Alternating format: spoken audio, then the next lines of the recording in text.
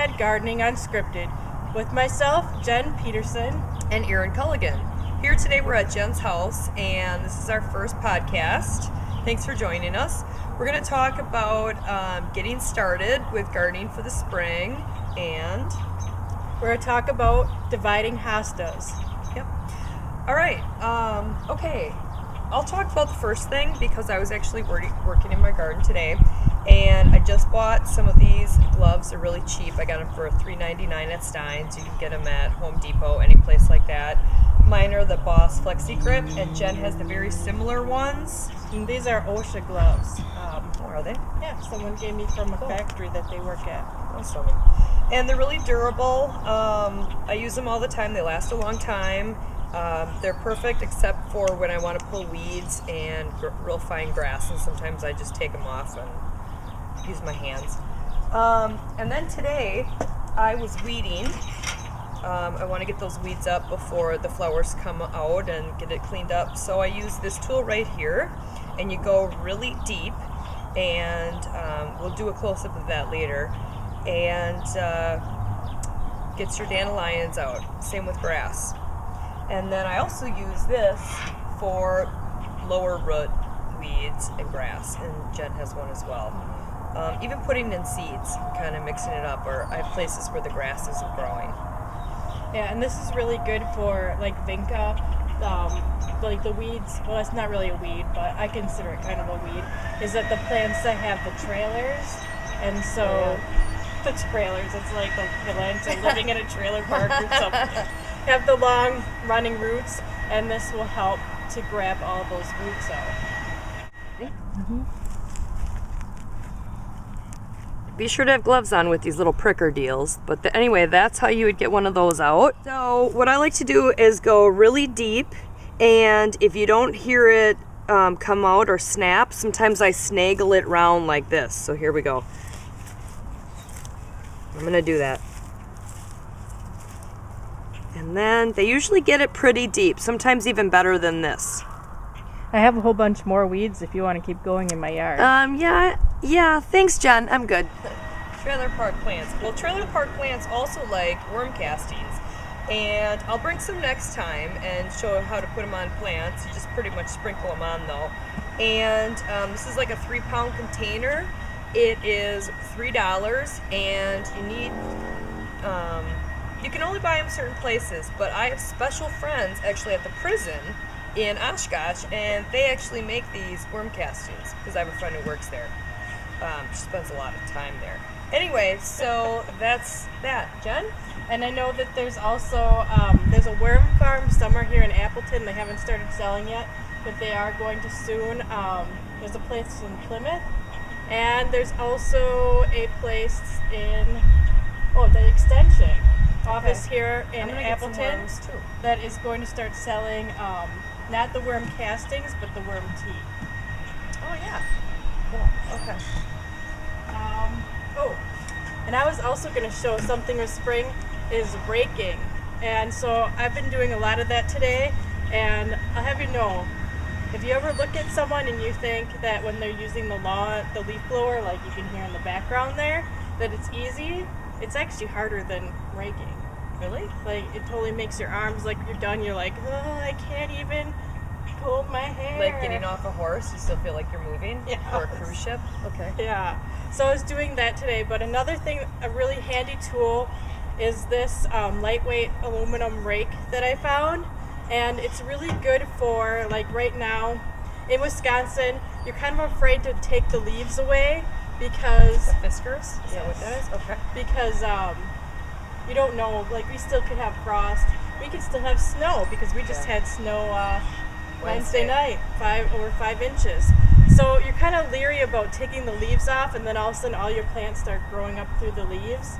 And so this rake is really good for, you get it in there and you can get the leaves out of the plants, but yet it's so light and flexible that it doesn't actually hurt your plants. Cool. And I think it was under $20. Nice. So it's one I recommend. And then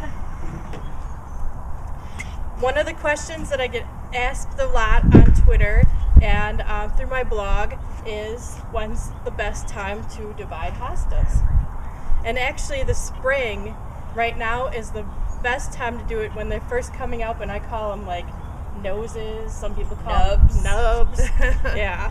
When they're first coming up is the best time, and you can either use a transplant shovel to get in there, and we'll show you video of that, or you can use a garden fork to lift them up, and then you can use a knife to cut them. And you know, this week I had a chance to win a garden knife on Double Danger's blog, but I'm such a loser, I didn't even win that. You didn't win it? No. Oh, you tried. And here I'm using a bread knife to cut my hostas. I just used the shovel. That's probably wrong. Or huh? that, no, I have to the learn shovel from you. works too. I just sometimes when they're really packed in there tight, I use a serrated knife to get in there and cut them up. And then after you divide them, I mean, just water them. What do you do then next? Then once you divide them, and you put them in their new place, you just have to make sure to water them really well. Because when using the transplant shovel, it's really important to get as far away from the edge of the roots as you can. Once you start digging, you'll be able to figure out where the roots are, and you just gently go underneath it and start to lift it up. And then once you have it all the way up, then you can either take a shovel, or if you win like a gardening knife by chance, you can, or if you just have a gardening knife, I just use a bread knife, you can then just go ahead and cut them apart. I sometimes will use water and spray them off so that I have an idea of where the roots are, and then sometimes you can just break them off.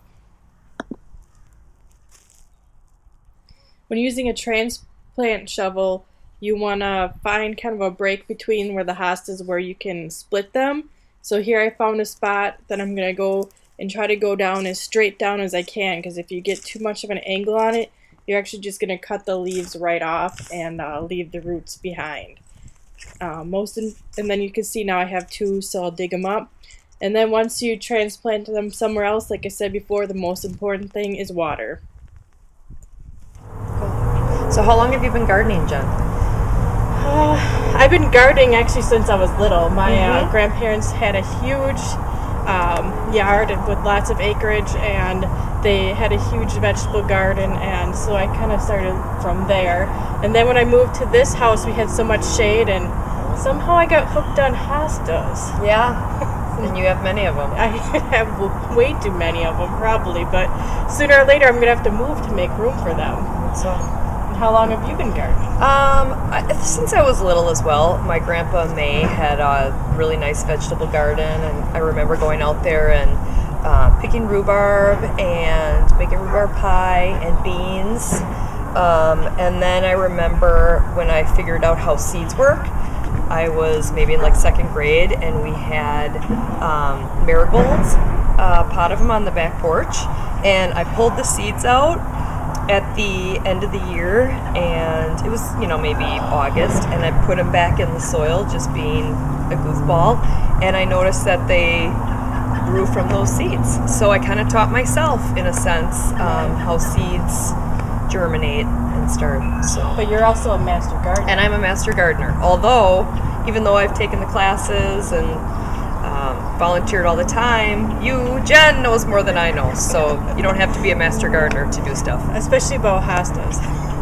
But the thing is, you just have to get out there and experiment. That's really what gardening is all about. It's just getting out there and trying things, and you're not going to succeed every time. Right. I've had plants that I planted and they've died off or never come back the next year, and I'm sure you've experienced that too. And that's what gardening is all about, and you just can't get frustrated by those things. Right, because it's a lot of fun, especially on days like today. Oh yes. Except for when you have to rake leaves all day long. Yeah. Well, so thanks for joining us, and hopefully you will catch us again. Hopefully. We're hoping to make this maybe a weekly or monthly segment, and hopefully you'll learn something about gardening in Wisconsin. All right, thank you.